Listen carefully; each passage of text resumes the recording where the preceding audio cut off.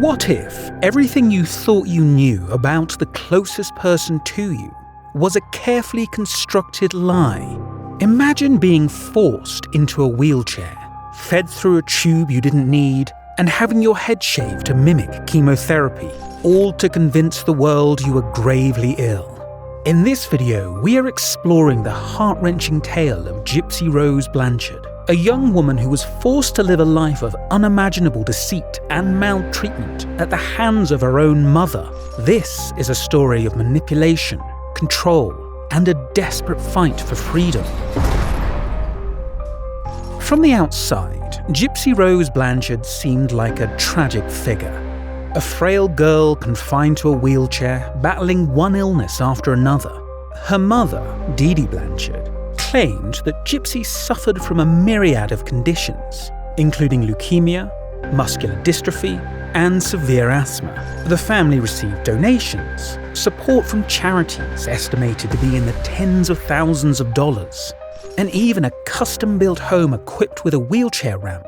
To the world, it appeared that Gypsy had the most attentive mother, one who coordinated countless medical appointments, oversaw her daughter's daily regimen of medications, and even arranged for surgeries that were supposedly vital for Gypsy's survival, all in response to the heartbreaking narrative that Dee Dee had carefully crafted. But behind closed doors, the reality was far more sinister. Gypsy's ailments were all fabrications, created by her mother in a cruel psychological game known as Munchausen syndrome by proxy, a mental disorder in which a caregiver exaggerates or induces health problems in someone under their care to gain attention. This disorder led Dee Dee to subject her daughter to unnecessary surgeries and medications, all to elicit sympathy and financial support from an unsuspecting community.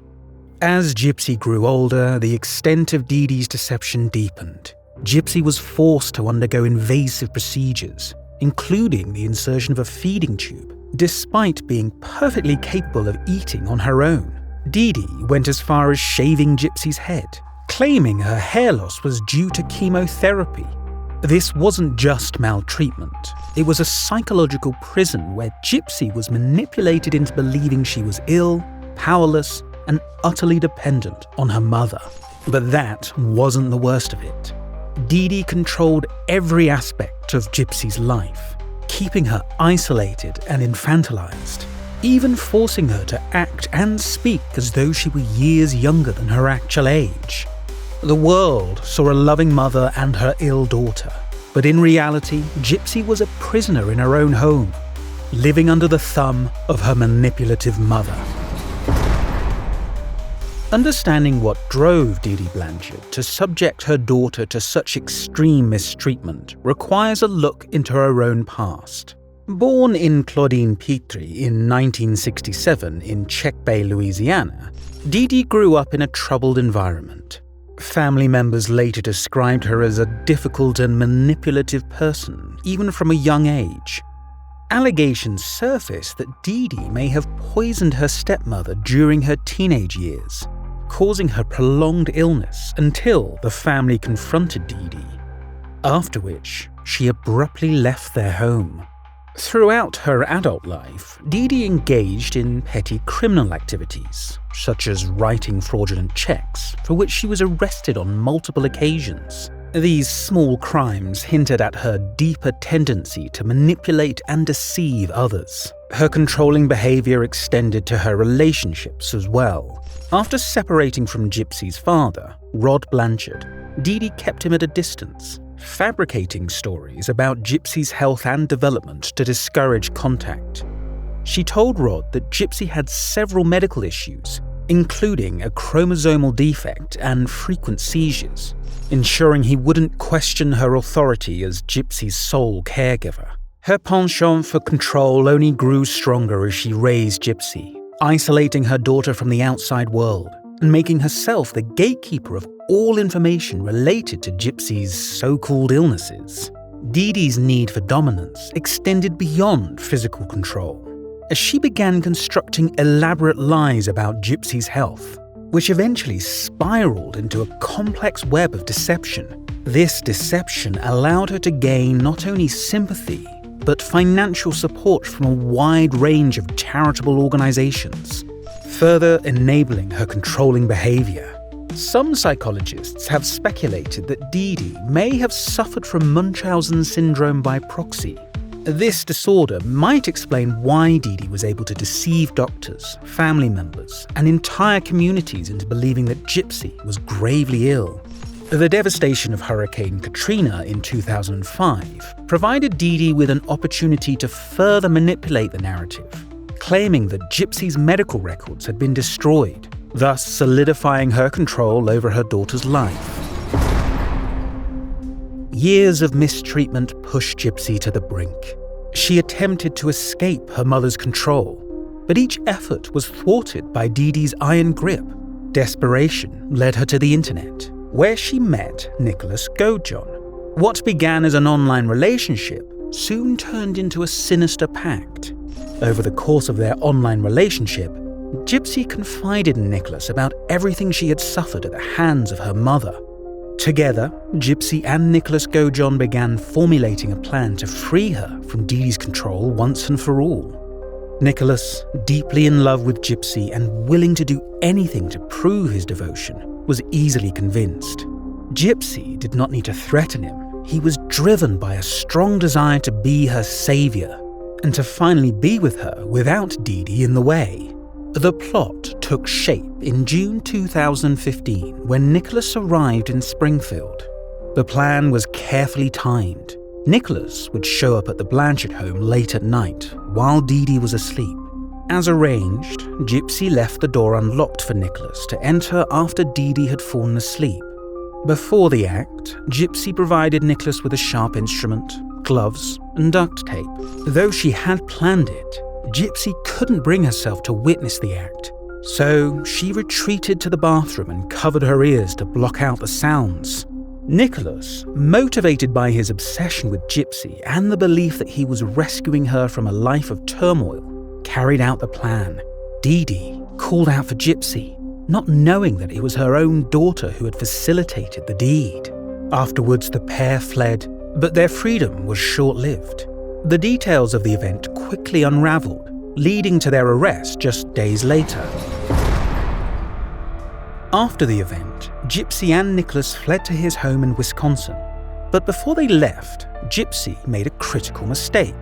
Wanting her mother's body to be found so that she could have a proper burial, Gypsy instructed Nicholas to post 2 disturbing messages on their shared Facebook account. These messages, meant to ensure Dee Dee's discovery, alarmed friends and neighbors. Concerned by their posts, a neighbor contacted the police, who performed a welfare check at the Blanchard home. When the officers entered the house, they found Dee Dee, but Gypsy was missing. Fearing that Gypsy had been kidnapped or was in danger, a nationwide search was launched. Authorities traced the post back to Nicholas Godejohn's home in Wisconsin by tracking the IP address used to publish them. 2 days after the murder, police arrested Gypsy and Nicholas at his home. Gypsy, walking unaided, shocked the officers and community, who had always believed her to be seriously ill and wheelchair-bound. The truth behind Dee Dee's years of deception began to emerge. It was only then that the world learned the shocking truth of Gypsy's life. Years of mistreatment that culminated in this unthinkable act. In the trial that followed, Gypsy's stories shocked the world. The prosecution sought justice for Dee Dee's death, while the defense argued that years of psychological manipulation had driven Gypsy to her breaking point. The jury, sympathetic to her plight, sentenced Gypsy to 10 years in custody, a much lighter sentence than the life she might have faced. As for Nicholas, his trial would focus on his intellectual disadvantages and the extent to which he was influenced by Gypsy's desperation. In November of 2018, he was found guilty. During the trial, Nicholas's defense argued that his autism and obsessive love for Gypsy made him vulnerable to manipulation, but the jury ultimately rejected this defense. He was sentenced to life in prison without the possibility of parole. In December 2023, after serving 7 years in custody, Gypsy Rose Blanchard was released. Now a free woman, she's begun to rebuild her life, finding love and connection in the world outside. With nearly 5 million supporters on social media, Gypsy has embraced her newfound voice, speaking out about her past and advocating for those who have suffered similar situations. Her time behind bars may have impacted her deeply, but Gypsy is determined to heal and help others do the same. Gypsy Rose Blanchard's story is a haunting reminder of the dark side of parental control and the devastating effects of psychological mistreatment. While the actions that led to Dee Dee's end are undeniably tragic, they also exemplify the lengths one might go to break free from a tough situation. Let this story serve as a call to vigilance, empathy, and the importance of speaking out when something doesn't seem right. If you are interested in diving deeper into the story of Gypsy Rose Blanchard, you can check out the HBO documentary series Mummy, Dead and Dearest streaming on Max and The Act on Hulu. If you found this story compelling, please like, subscribe and share. Stay tuned for more true crime stories that uncover the truth behind the headlines. Thank you for watching Campfire Crime Tales, and remember, every crime has a story, every story has a lesson.